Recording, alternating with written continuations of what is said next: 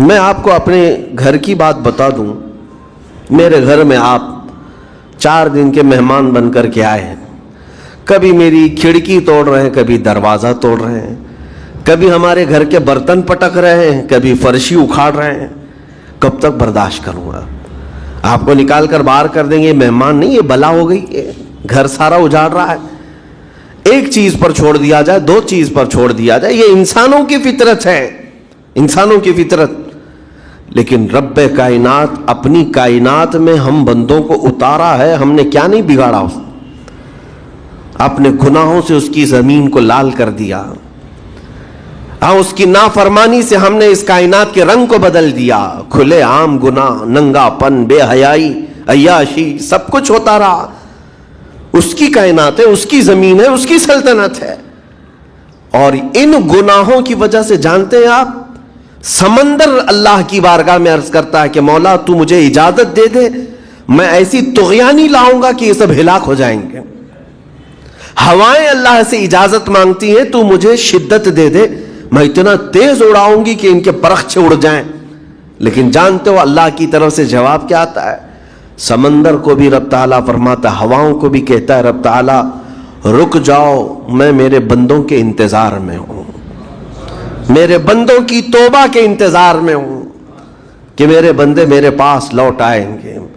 اسی لیے اللہ کے حبیب صلی اللہ تعالیٰ علیہ وسلم ارشاد فرماتے ہیں, اللہ تعالیٰ کو سب سے زیادہ خوشی کس بات کی ہوتی ہے جانتے ہیں؟ رب تعالیٰ اپنے بندوں سے کب خوش ہوتا ہے؟ مثال دے کر کے میرے آقا نے فرمایا, مثال دے کر سمجھایا. صحرا میں, ڈیزرٹ میں ریتیلے میدان ہوتے ہیں, اس کا سفر بڑا ڈینجر ہوتا ہے. آج بھی ڈیزرٹ ہیں بہت سارے, سہارا ڈیزرٹ کا نام سنا ہوگا آپ نے. ہم گئے ہیں, 200-250 کلومیٹر تک آپ چلتے رہو گاڑی, نہ ایک درخت نظر آتا ہے, نہ پہاڑ نظر آتا ہے, نہ گھر نظر آتا ہے, کچھ بھی نہیں. اس طرف میدان ریت کا اور آسمان لگا ہوا دکھتا ہے, ادھر بھی آسمان. تنہا ہم اکیلے نظر آتے رہتے ہیں. صحرا کا جو سفر ہوتا ہے بہت کٹھن ہوتا ہے. نبی پاک صلی اللہ تعالیٰ علیہ وسلم مثال دیتے ہوئے ارشاد فرماتے, ایک بندہ اپنی اونٹنی لے کر, اس پہ ساز و سامان لے کر کھانے پینے کا صحرا کے سفر پر تھا. اور صحرا میں کھانا پانی بہت مقدار میں لی جاتی ہے کیونکہ کچھ ملتا نہیں, اور جلد سے جلد وہاں سے سفر گزار کر کے آنا. ایک بار اگر راستہ بھٹک گیا موت ہو جاتی, وہاں پہ راستہ ملے گا نہیں. جس طرف بھی جاؤ تو لگے گا سیدھا ہی چل رہا ہوں, ڈائریکشن ہی نہیں پتا ہوتے صحرا میں. حضور پاک صلی اللہ علیہ وسلم فرماتے ہیں, ایک بندہ صحرا کے سفر میں اپنی اونٹنی کے ساتھ ساز و سامان لے کر سفر پر تھا. بیچ راستے میں اسے نیند آئی, سویا, سو کر کے اٹھا تو دیکھا اس کی اونٹنی ساز و سامان کے ساتھ غائب ہے. صحرا میں, بیچ صحرا میں.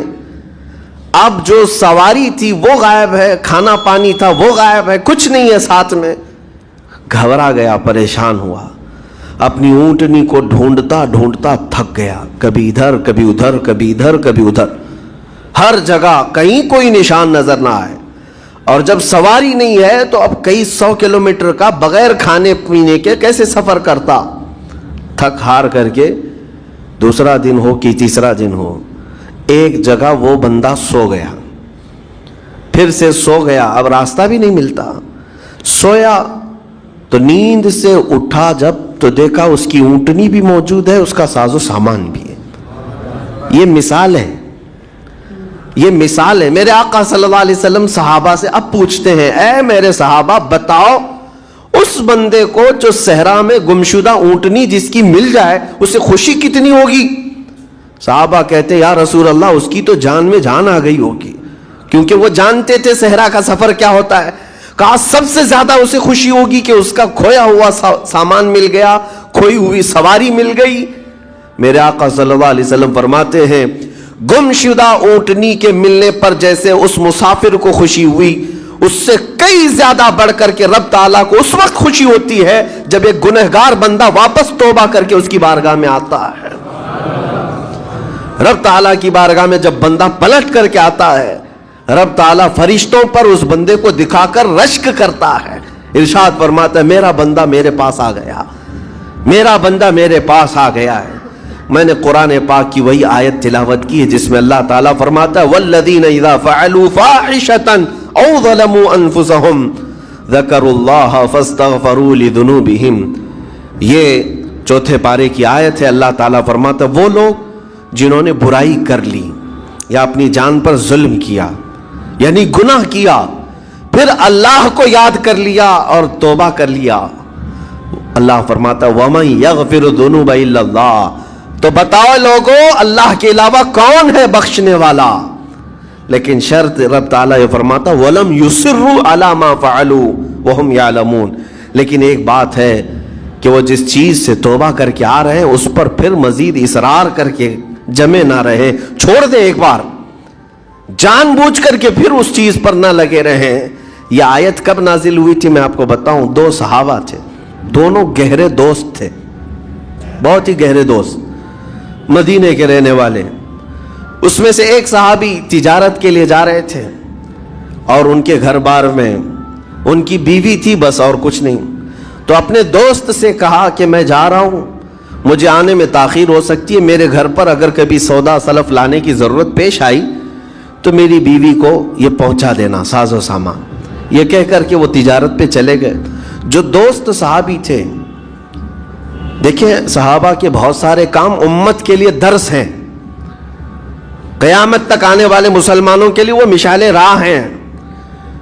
تو وہ جو دوست صحابی تھے سودا سلف لے کر کے گھر جایا کرتے تھے اپنے دوست کی بیوی کو پہنچانے کے لیے. ایک دن ایسا ہوا کہ شیطان نے ورغلایا اور سودا سلف سامان لے کر گھر گئے. ان کی خاتون باہر آئی دوست کی, انہوں نے اس خاتون کا صرف ہاتھ پکڑ لیا اور وہ عورت چونکہ مدینے کی رہنے والی صحابیہ ہیں اپنا ہاتھ تو چھڑا لیا لیکن وہ چیخ مار کر رونے لگی کہ جس پر میرے شوہر نے سب سے زیادہ اعتماد کیا, تم تو جگری دوست بھائی کی طرح تھے, ہاتھ کیسے بڑھا دیا. تو اس صحابی کو فوراً احساس ہو گیا کہ میں بہت بڑی خطا کر گیا, میرے بھائی اور میرے دوست کی امانت میں نے خیانت کر دیا. اس نے مجھ پر بھروسہ کیا تھا اور اس کی بیوی کا میں نے ہاتھ پکڑ لیا. بس اتنی سی بات تھی. وہ خاتون بھی رونے لگ گئی کہ میرے ساتھ کیا ہوا, یہ صحابی بھی رونے لگ گئے. احساس فوراً ہو گیا کہ میں نے غلط کیا ہے, سودا سلف لانے کے وقت مجھ سے غلطی ہو گئی, خطا ہو گئی. اب اس خطا کی وجہ سے وہ کرتے کیا, ان کو تو ڈر یہ تھا کہ میں اپنے دوست کو منہ دکھانے کے بھی قابل نہیں اور نہ ہی میں یہ چیز کسی کے سامنے ذکر کر سکتا ہوں, کیا کروں. تو مدینہ چھوڑ کر کے چلے گئے پہاڑیوں میں اور بغیر کھانا پانی سب کچھ بھی نہیں تھا, پہاڑیوں کے بیچوں بیچ رہنے لگے اور صرف روتے تھے اور گر جاتے تھے اور کمزوری آ گئی جسم میں, اٹھنے پھرنے کی بھی طاقت نہیں تھی. اب وہ دوست ان کے صحابی تجارت سے واپس آئے, گھر میں آتے ہی ان کی خاتون نے بتا دیا کیا معاملہ پیش آیا.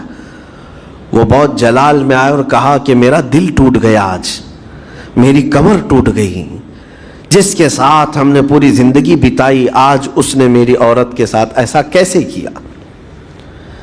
بہرحال انسان ہے, خطا ہوتی ہے, انسان ہے, بھولنا اور خطا کرنا اس کی عادت ہے. اب ان کو دل میں تو بہت تکلیف ہوئی, کروں کیا, لیکن وہ صحابی تھے, انہوں نے کہا یہ معاملہ سیدھے حضور پاک کی بارگاہ میں رکھتا ہوں. کہا کہ میں سزا دوں گا یا پھر جو ہے ان کے لیے جو قرار واقعی چیز ہوگی وہ دلا کر رہوں گا.